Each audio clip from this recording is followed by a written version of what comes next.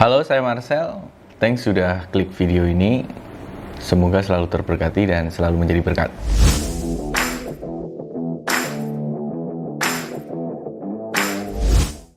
Pada kesempatan kali ini saya banyak yang tanya itu tentang bagaimana sih caranya mengatur keuangan dalam keadaan minus.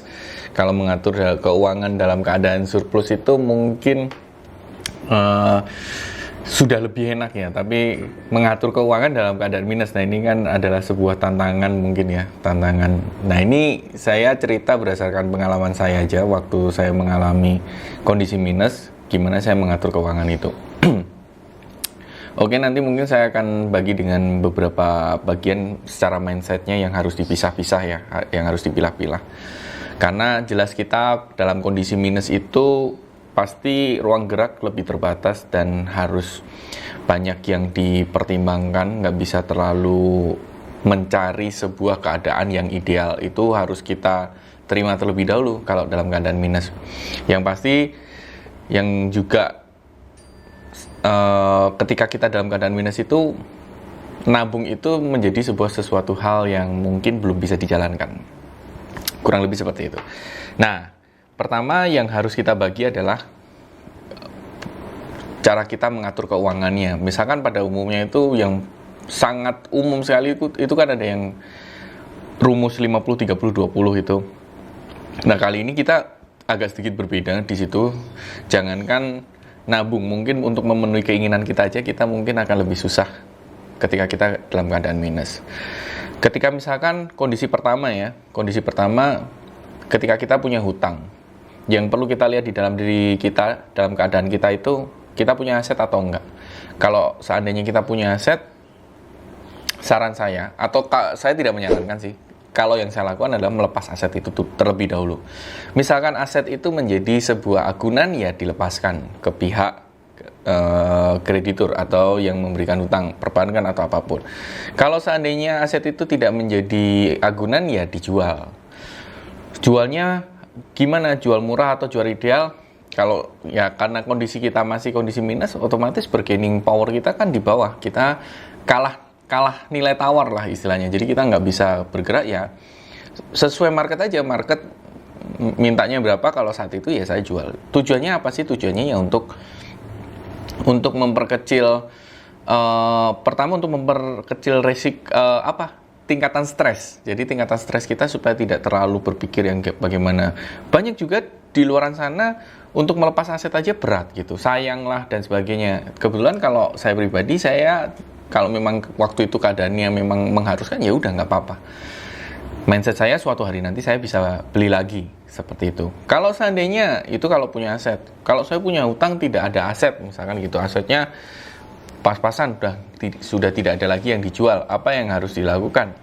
Ya pada saat menghadapi hutangnya terlebih dahulu, itu banyak-banyak komunikasi dengan pihak krediturnya. Misalkan kalian punya hutang di bank, ya komunikasi dengan pihak bank. Nggak bisa bayar, nunggak-nunggak, nggak apa-apa. Yang penting komunikasinya bagus, dijaga.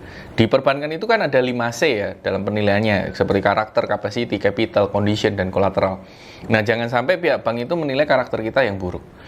Jadi kita minus ini bukan karena kita nggak bisa bayar, itu bukan karena karakter kita nggak mau bayar, tapi karena memang keadaan kita yang belum bisa membayar. Usahakan seperti itu. Jadi usahakan komunikasi yang baik dengan pihak perbankan. Bad debt dulu nggak apa-apa. Jadi bad debt dulu nggak apa-apa, nanti suatu hari pasti bisa diperbaiki. Jangan dipaksakan, apalagi parahnya hutang untuk membayar hutang. Itu nggak akan pernah selesai, jadi cuman bikin masalah baru. Ya udah, misalkan kita sudah ada masalah dengan satu pihak, ya udah biarkan di situ saja, jangan menambah masalah dengan pihak-pihak yang lain. Artinya apa? Ya udah, dengan si kreditur misalkan dengan perbankan ini ya dikomunikasikan gitu. Sebisa mungkin jangan, kalau misalkan dihubungin ada kunjungan gitu ya dari pihak bank, sebisa mungkin ditemuin. Itu yang saya lakukan. Makanya sampai hari ini ketika saat ini kondisi saya sudah bisa dikatakan sudah normal, sudah surplus gitu. Saya dengan orang-orang bank itu hubungannya masih sangat baik sampai detik ini. Yang kedua itu tadi dari sisi hutang, keadaan mengatur keuangan dari kita melihat dari sisi utangnya dulu. Yang kedua adalah bagaimana cara kita memenuhi kebutuhan. Ya otomatis kita harus menurunkan lifestyle kita. Kalau seandainya kalian semua awalnya sering makan di luar, ya kali ini mau nggak mau ya makannya di rumah gitu. Mungkin dengan nasi atau telur gitu udah oke, atau belanja di tukang sayur yang lewat atau yang dekat rumah di pasar gitu untuk beberapa hari itu juga oke gitu. Jadi mau nggak mau diturunkan dulu lifestyle-nya gitu. Ya misalkan setiap weekend keluar, ya dulu saya setiap weekend sering ke mall sebelum bangkrut gitu ya. Terus bangkrut ya saya paling cuman makan di dekat-dekat rumah, terus pulang nonton Netflix, beli cemilan di Indomaret. Saya, istri saya sama anak saya melakukan hal itu selama proses bangkrut. Terus kalau sudah surplus ya kita mau kemana saja kan pasti lebih nyaman kondisinya saat ini gitu. Terus ketika agak lompat-lompat nggak apa-apa ya. Jadi ketika nanti misalkan antara kebutuhan, hutang, kita ada income ini mana dulu nih yang harus diprioritaskan, kan seperti itu. Kalau saran saya sih jangan semuanya dibayarkan untuk hutang juga gitu. Jadi diputerin lagi. Diputerin misalkan kalian usaha ya diputerin lagi ke usaha.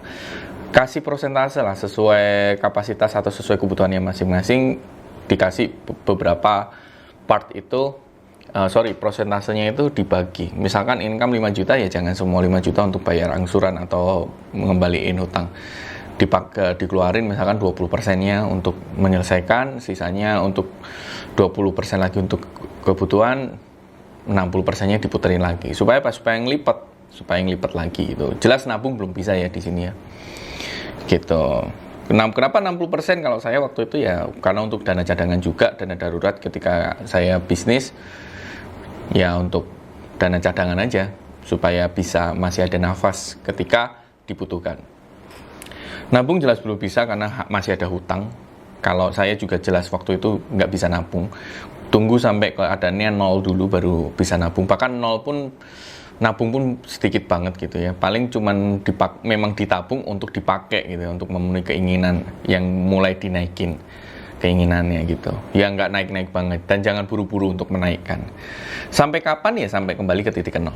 Gitu. Jadi itu adalah keadaan saya itu benar-benar yang saya lakukan ketika saya keadaan minus. Jadi kalau saya rangkum sekilas, ya saya memilah income saya itu untuk kebutuhan hutang dan kebutuhan dan diputerin ke bisnis lagi gitu.